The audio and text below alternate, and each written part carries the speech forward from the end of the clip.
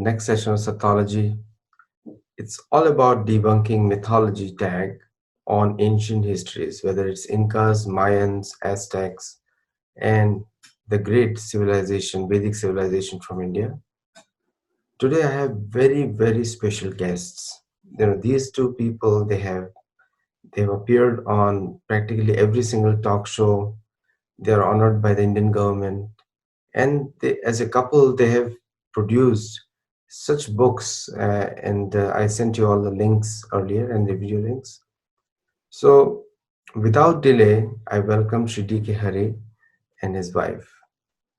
Thank you. Namaskar. Namaskar. We're very happy to be on your show.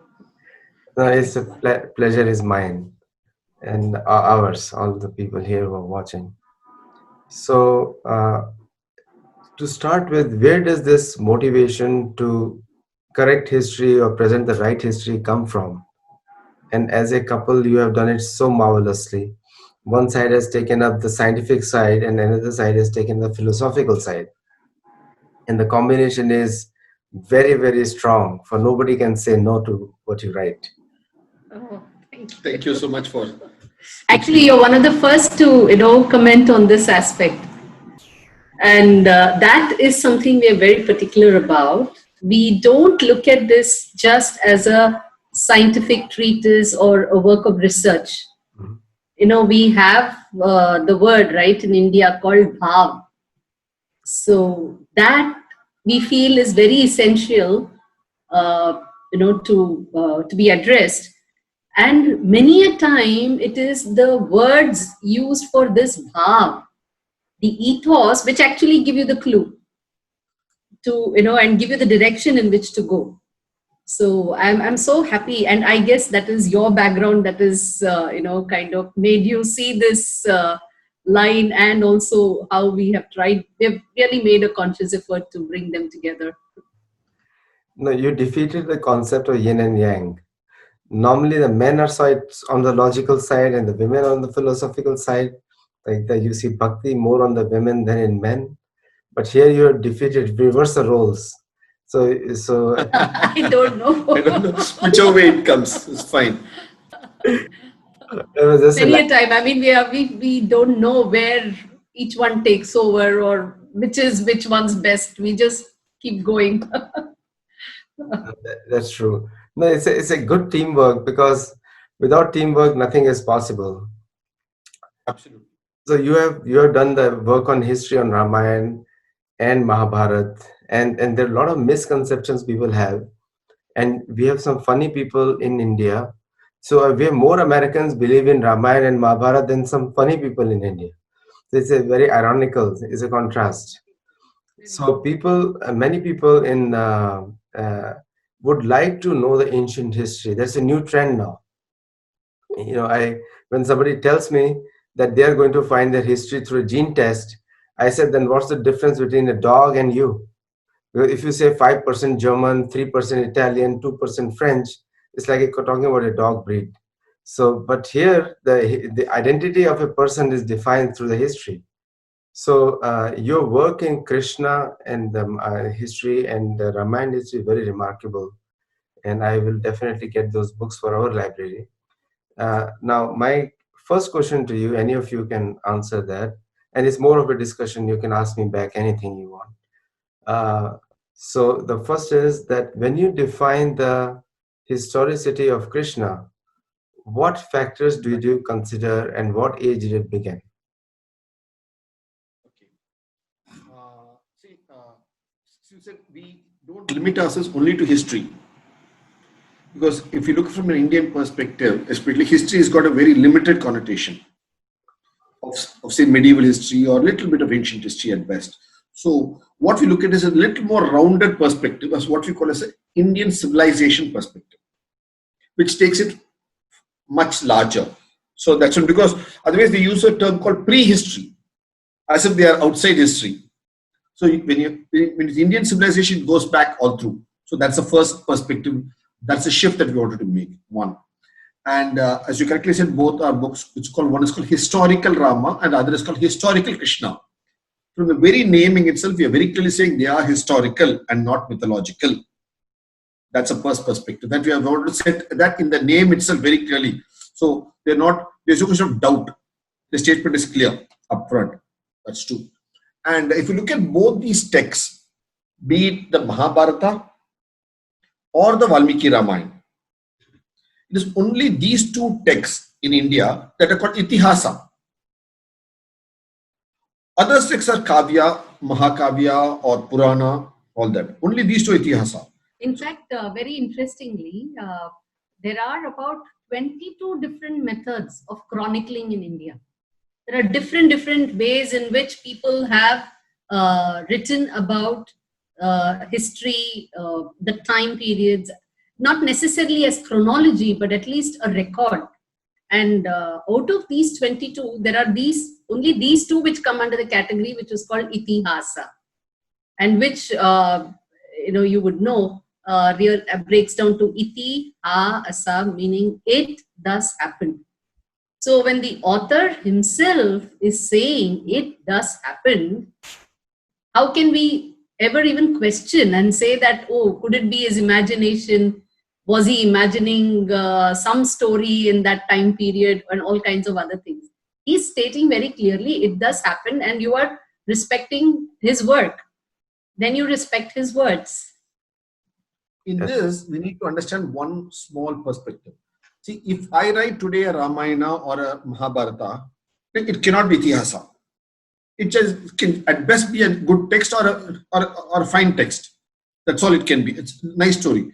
Whereas only Valmiki's Ramayana and only Krishna Dvaipayana, whom we reverentially call as Vedavyasa, only his version of Mahabharata is Itihasa. Kalidasa may have written a wonderful Raghuvamsa, but that's a Mahakavya. That's not Itihasa. Similarly, Goswami Tulsidas has written Tulsi Ramayana. That's again a Mahakavya. That's not Itihasa. In South, for people more than Valmiki Ramayana, it is Kamba Ramayana, which is the Tamil version of Ramayana. That's also only a Mahakavya. Why is this?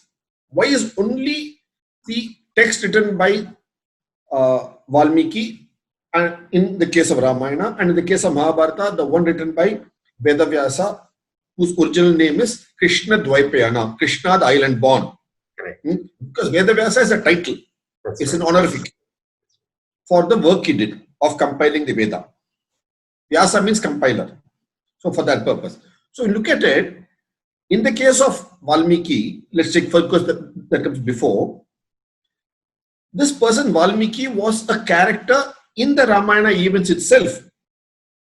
And he lived and he trained the twin sons of Rama, Lava and Kucha, and he was a caretaker of Sita in his ashram. So he was very much aware of what the events happened and he wrote it down for posterity. And that's how it came to be. And interestingly, if you look at why Valmiki wrote the Ramayana, it's very interesting. First he was Ratnakar, a highway robber. Then he turned good and became Valmiki. After that, he asks a question of sage Narada.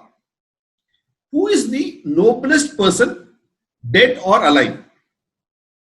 To which Narada responds to him and says, why talk about the dead?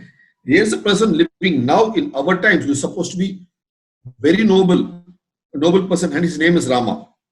So, Valmiki writes Ramayana not just to chronicle the story of Rama, but more importantly, to bring out the 16 qualities of Rama. Showed us the qualities of Rama, that's what he does. So he brings out, so the story is written at different places to show, highlight the 16 characters that a man should aspire to live. So the story is a canvas actually, to bring out these characteristics that humans can aspire to be. So that's how it comes out. And where is the first recitation of Valmiki Ramayana and who does it? Lava and Kucha. And they are trained by Valmiki with the story in the presence of Sita. So she has already corroborated the story. So she is the central character of the whole story. So she is corroborated there. And later Lava and Kucha, they go to the court of Rama and sing Ramayana. That's right. So Rama is the first person to hear it. Lord Ramachandra, the king, was the first person to hear it, being fully recited, and he accepts it. So that's the first hand acceptance of the chronology and of the whole events. And when Valmiki introduces himself, what does he say? It's beautiful. He introduces himself as the 10th son of Prachetas. And what does he say? And he says, in my life, I have never said a lie. I have never said an untruth. He says, not lie. He says, I have never said an untruth. And look at who is saying this, I have never said an untruth. A highway robber. So he may be a highway robber by profession, by vocation, but he's never said an untruth in his life. Even as a robber. Even as a robber, he's had a sense of honesty. So that is the level, the moral high ground that's there. So that places it as itihasa there. That's one perspective. Let's come to Mahabharata. What Krishna Dvaipayana wrote and dictated and was penned down as a scribe by Lord Ganesha was a text called Jaya. And Jaya is made up of 8,800 verses, which later went on to become Vijaya, 24,000 verses, and then Mahabharata, 1 lakh plus verses. So you got the Janame Jaya and Vaishampayana, all of them, adding all the other bits around it to make it wholesome. But if you look at this Jaya itself, the name Jaya, one, it means victory, Jayam, victory. But it also means there's an alphanumeric way of counting in the Indian thought.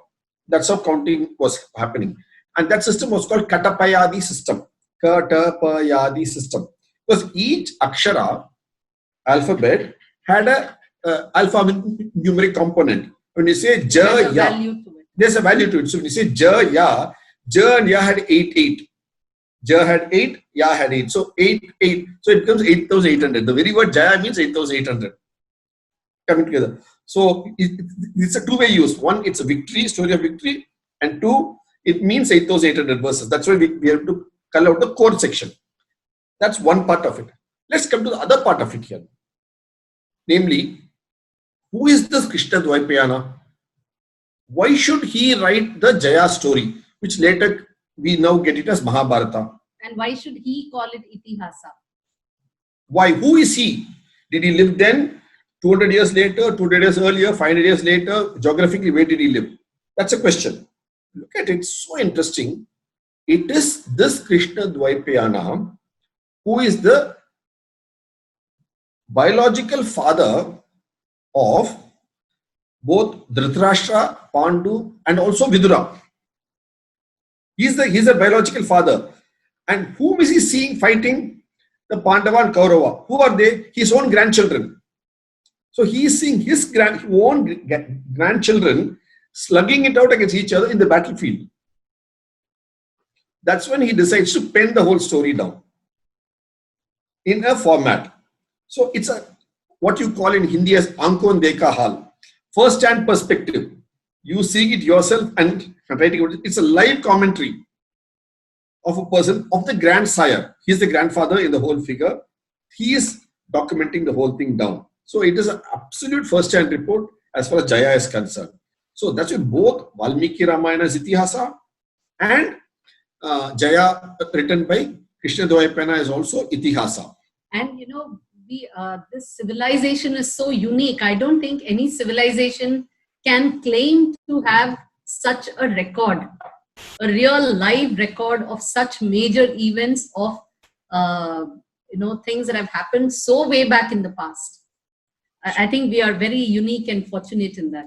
And one other thing is, the beauty is they have mentioned the names of different nakshatra of events when happened, what was the sky configuration. So that was the real calendar. What you see the calendar on the wall today or in your cell phone is all very transitory calendar. Whereas the real calendar is in the sky as to how the sun, moon and the planets move in the background of the star constellations. So that is what they use. So that calendar is valid even today. It's just that we today don't look up at the sky and see it as a calendar. We just see it as a sky. So the calendar is there to see. And that's what they have mapped it against. It's timeless. See, the Western propaganda against the ancient history is so strong. And unfortunate to say, it's driven from the US, not from any other country. Because all other Western countries are just following the US. They're not. Europe did have some independent thought before the World War, but after World War, Europe is practically dependent on the US. They try to compete here and there in the planes, but nothing much. Funding is in the US, and Europe's the social conservatism and all these philosophies have destroyed Europe. Social liberalism, political correctness. But there is one agenda of the Western countries. What they have done in the Incas, Aztecs, and Mayans is called all of them as mythology. And they invented the word mythology. Myth comes from Sanskrit word against the Hindus' history also. And that's why I coined an antonym of that called Sathology. So then I said, Hats off to you. Hats off to you for that. Really. And I think in this dialogue, you mentioned the word Aztec, Inca, Mayan a couple of times. We have written a book called 2012, The Real Story. I wrote this about 7-8 years back. You must have seen the book.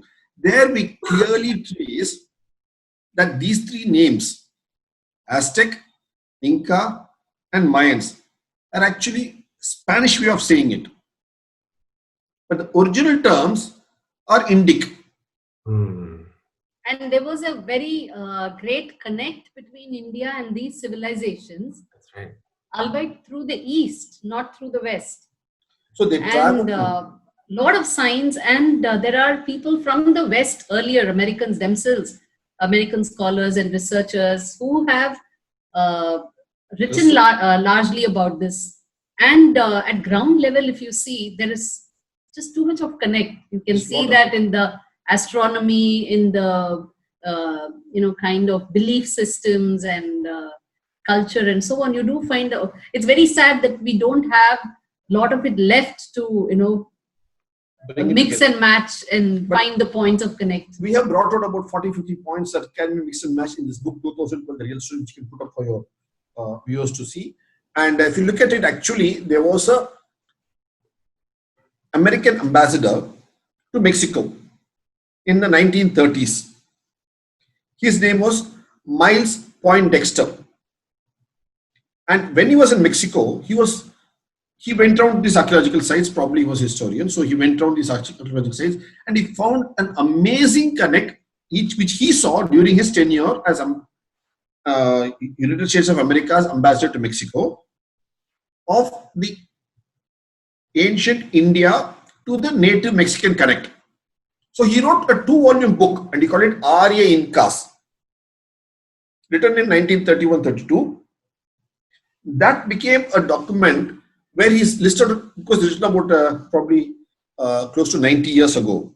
And that's now become a solid document where he's connected everything, and he says that Indians from the east coast of India came by large ships to Southeast Asia, and from there on to the Tahiti and the Micronesia, Polynesia Islands, and from there on to the west coast of Mexico, which was in the Indic term, it was called Mexica. And the people who could build such large ships and build such large buildings in Mexico were the Mayans.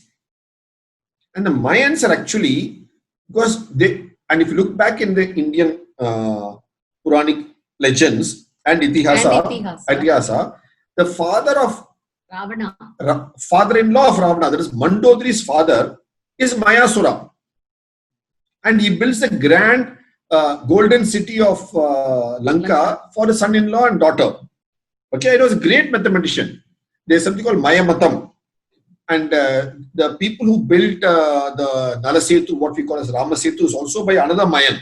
So the Mayans were great builders. So it was the Mayans who went by ships, because they could build large ships, ocean-going ships then, and they sailed and settled down in Mexica. So their civilization is called Mayans. And who is this Aztecs? It comes from the Sanskrit Indic word Astika, like Nastik, Astik. Nastik means non-believer. Astik is one who believes in Asta, divinities. Okay, so Astika became a believer, became Aztecs in the Spanish language. And the Inca, if you look at it, INCA, it means in the Indian language, Anga. A-N-G-A, Anga. Anga means an extension arm. an extension of. So the Meshika civilization was an extension arm of the Indic civilization and the Southeast Asian Suvarnabhumi civilization. What you call today Indonesia was then known as Suvarnabhumi, the golden lands. Bhumi land, Suvarna golden. Because they are all so fertile, tropical forests, tropical lands, fertile vegetation in food and all that. So they are called Suvarnabhumi. So how do they travel? They traveled over the Pacific Ocean, what we call today Pacific Ocean. What is the name that was used in the Indian text for it? Shanti Sagar. Shanti means what? Peace. Peace becomes pacify, Pacific. So they went from the Mahasagar, that is Indian Ocean, is called Mahasagar, to Suvarnabhumi and to all the Tahiti Islands, and there on to Sing. Again, if you look at the word Tahiti Islands, what does the word Tahiti mean? It's a French word. The original word in the Tahiti Islands for Tahiti was Otaiti.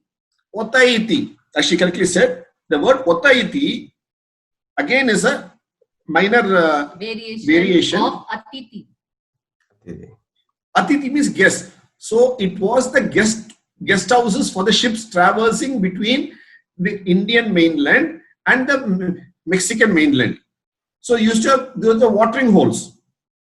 So all the Tahiti islands, so that was what it was called. So it was called Otahiti, meaning, what does the word Atiti itself mean? Titi means a day. For example, you know tomorrow is 30th.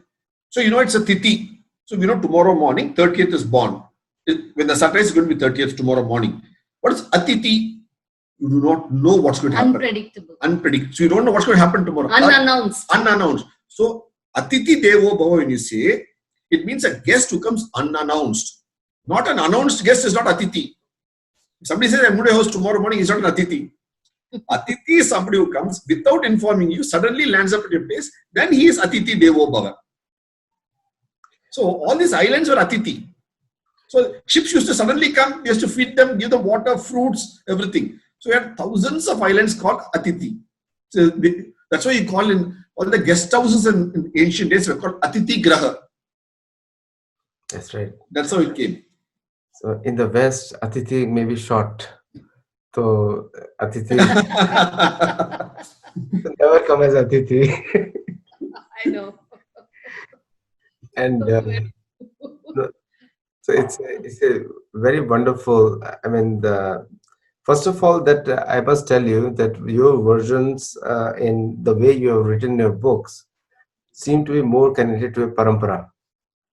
Yes. I come from a Brahma Sampradaya, so I understand where you're coming from, because that's how Brahma also treats it. Brahma is the one who authorized Mahabharata to be written. Brahma authorized Ramayana to be written. It's the same person who authorized both the books, and in fact, he's the one who tells Vyasdev to worship Ganesh so that he can become a scribe, and Valmiki also, and so very good points, and I think it sets the mood of the one thing that I can tell you in the Western academics is we have to.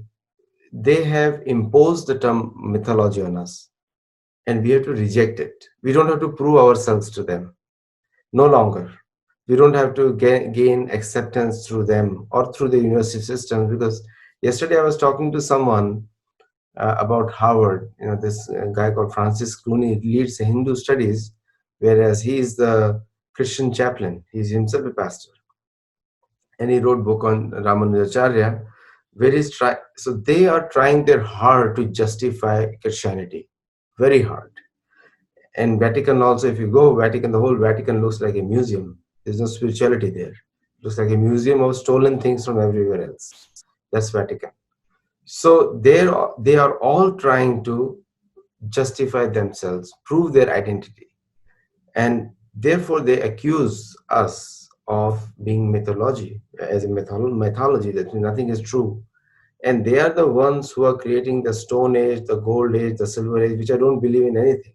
All these ages are junk material. You know, I can also create a Bronze Age for them. I can do anything for them. Donkey Age, Cat Age, Dog Age, whatever they want to call. We go by the period of Sakya Yuga and Itihas, which is more scientific, laid out by Shastra. Actually, the people who created it.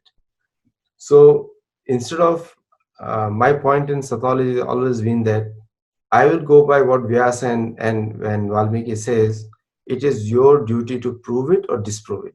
If you're not able to disprove it, that means you have to accept it. But we have to stand on our ground. Unfortunately, education systems all over the world are affected by the dollars which flow from the US to India. And so Indian University is trying to gain acceptance in the Western world. When they accept those dollars, they have to accept the terms also.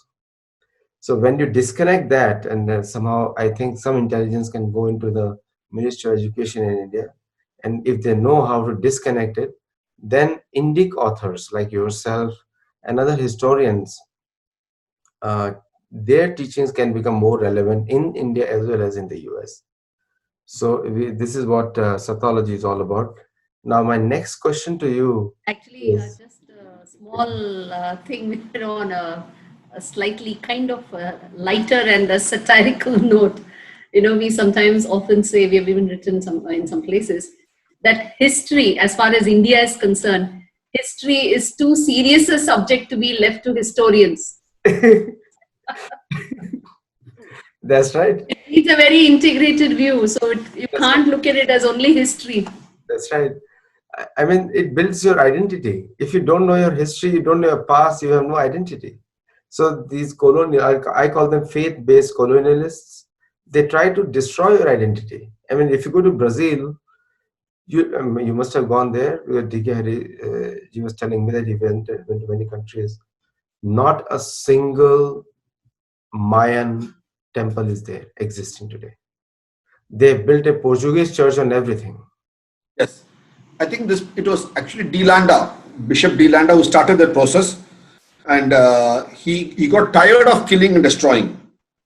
There's so many of them the Mayans had built. That's what which you mentioned in a book, 2012, The Real Story. Actually, we have written a book. Well, since you mentioned about this, no, we written a book called "Breaking the Myths About Identity."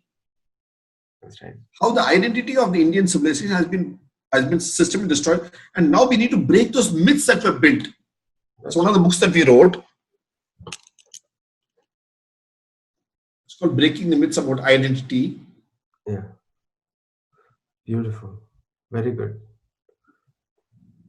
So that's there, and which brings out us to the different sajish, as they say in the conspiracies to build these myths, and we have sort of taken each myth on the value of it, and sort of taken out each of these myths. For example, the first thing, the problem is when the colonials came to India. When you say Rama and Krishna were born 5,000 years ago and 7,000 years ago, they had a fundamental problem. We should understand that. And we should realize that they had a fundamental problem. That is, for them, God created earth at 9 a.m. on 23rd October 4004 BC. And anybody who says anything against it is a heretic and can be burnt on the stakes.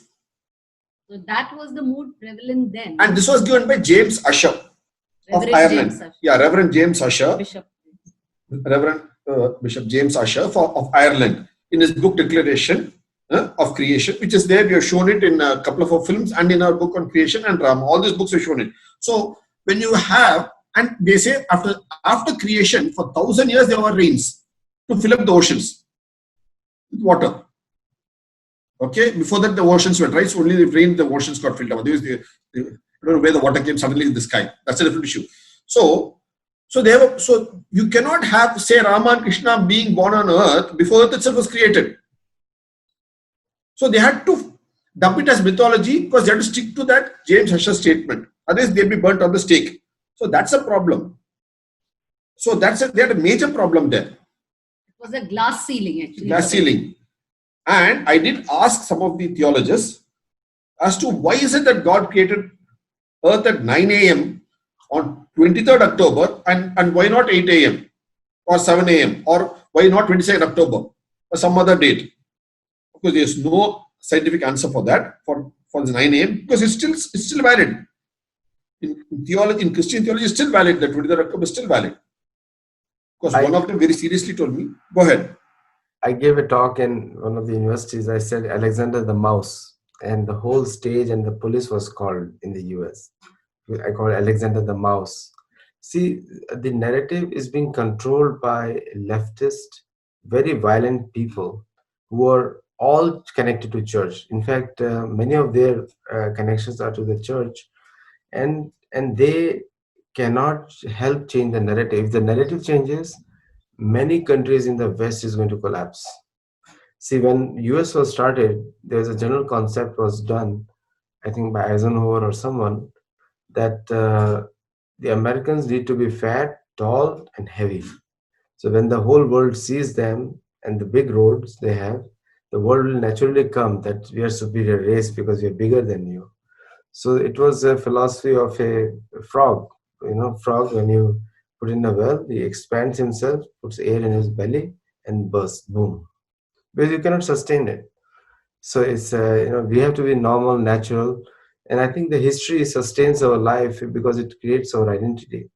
My next topic will be with you is, before we end this discussion, is what makes the from the your astronomy point of view, because this science is not ratified by any NASA or anyone else. It is a Indian science, purely Indian science. The thing which is most important is still left in India. So what this astronomy, how accurate can it be in terms of science? Actually, if you see, it is one of the most accurate sciences because it is a reflection of the amount of precision that is there in the universe with which all the objects are moving and all the events are happening, the seasons are happening, and our day-to-day lives.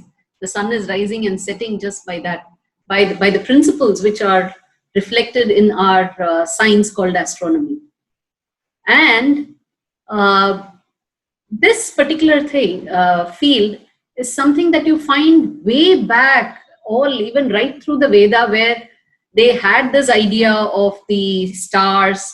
They had, and if you look at it, there are verses which talk about the heliocentric movement, that the sun being in the center, much, so many thousands of years ago. And the other beauty is that we had taken the effort to keep time based on these objects, and which is why we had put in a lot of effort to arrive at calculations. Today, one very sad thing that has happened is the word Jyotisha has been just brushed aside as only astrology and predictive astrology, and nobody therefore treats it as a science at all. But fundamentally, it means the science of light, bodies of light. Jyotish. Light. And here there were three aspects to it. One was the observational astronomy, then which was called Siddhanta Jyotisha. Then there was the maths that went into understanding those motions and being able to put them down and then calculate how things are moving in the sky. So that was the Ganita Jyotisha. And then you had Phalita Jyotisha, which is astrology. The fruit. Fruit. And very incidentally, that is where the beauty of how things in India are integrated. So this Phalita Jyotisha is not just dependent on the effects of these bodies on any being on the earth, especially humans. It is also connected with a lot of things like the karma theory and so on. So the word Phalita Jyotisha is very deeply intertwined with so many other aspects again. But all of these three were various sides of Jyotisha, and we had a good handle to not only see and understand all of this, but to compartmentalize, focus on each of them, and appropriately use all of them. So our texts actually have a lot of these details saying as to when this event happened, this was the kind of star configuration. And when such an event happened, this was the kind of star configuration. And in between, you have narratives which say that between the two events, so many days had passed, elapsed days had passed. So today, now that we have advanced in modern science sufficiently enough to be able to have tools to quickly calculate all of these and predict motions forward, or go backwards and say that when such an event could have happened. Today we are able to use those configurations and say therefore that this event could have happened on such and such a date as per the Gregorian calendar.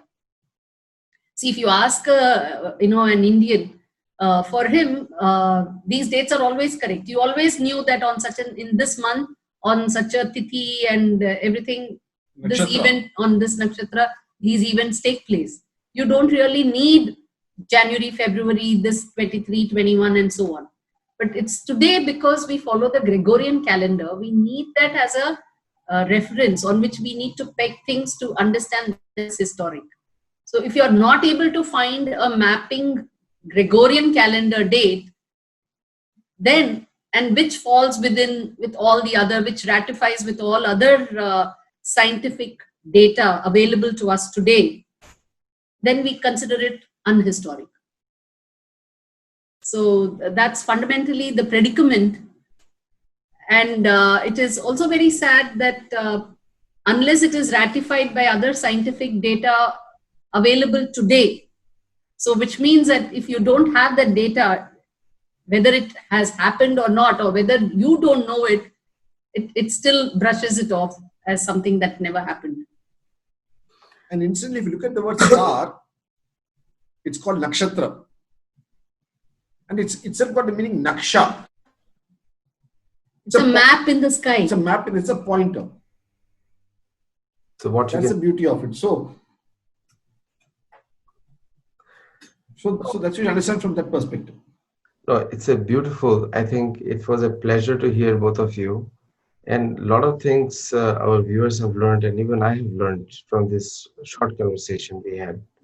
Now, one major thing that points out is the I call it the Western debauchery while living in US, and we call it the Western debauchery in many ways of plagiarizing the history, and also trying to impose a history and timelines on other people.